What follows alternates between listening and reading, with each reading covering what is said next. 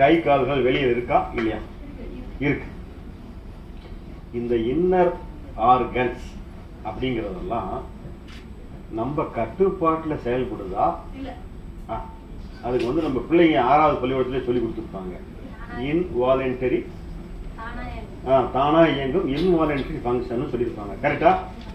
தாமாக நடைபெறக்கூடிய இயக்கம்னு சொல்லிட்டு தமிழ்ல இருக்கும். இன்வாலண்டரி ஃபங்க்ஷன்ங்கிறது இங்கிலீஷ், வேற ஒன்றும் இல்லை. சரியா?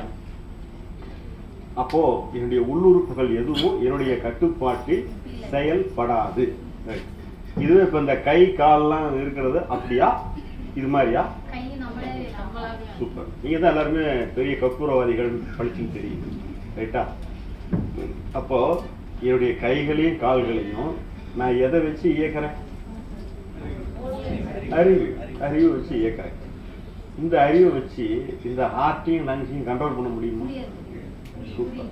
நீங்க எல்லாமே மறுபடியும் நிரூபிச்சிட்டீங்க. ஹாப்பி. இப்போ நான் என்ன பண்றேன்?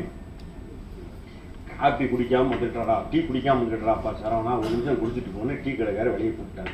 ஒரு ஐடியாவுக்காக சொல்றேன். வேகமா போனேன், டக்குன்னு குடிச்சிட்டு வந்துட்டேன்.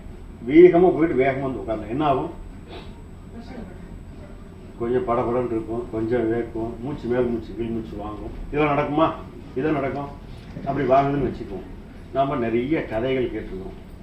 எங்க ஊர்ல இப்படித்தான் ஒருத்தர் பாத்ரூம் போனாராம், வெளியே வரவே இல்லையா.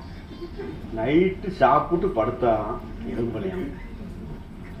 அப்படியே கார்டியா அரெஸ்டான். இப்படி நிறைய கேட்டுக்குமா? கேட்கலையா? நமக்கு அப்படி பக்கு பக்கு எங்கடா டபால் டபால் நடிச்சா எங்கேயாவது கார்டியா அரெஸ்ட் வந்துடுமா, அதாகி போயிடுமா, இதாகி போயிடும், அப்படி நின்றுடுமோ அப்படின்னு ஒரு பயம். நாம் என்ன பண்றோம்? இங்கே சொல்றோம், என்கிட்ட எங்க இதயமே இவ்வாறு இல்லாமல் அடித்து கொள்ளாது, அடித்தாங்க அப்படியே நின்று போயிருக்கணும், கொஞ்சம் சுலோ பண்ணிக்குவேன் அப்படின்னு சொல்றேன்னு வச்சுக்க. ஏன் இதயம் சொல்லுது, சரவணா நீ சொல்வது 100 பங்கு சரி, நானும் நீ உன்னுடைய கூற்றை ஏற்றுக்கொண்டு இதயத்தை வந்து ரிலாக்ஸ் பண்ணி ஸ்லோ பண்ணிக்கிறேன்னு சொல்லுமா? சொல்லுமா?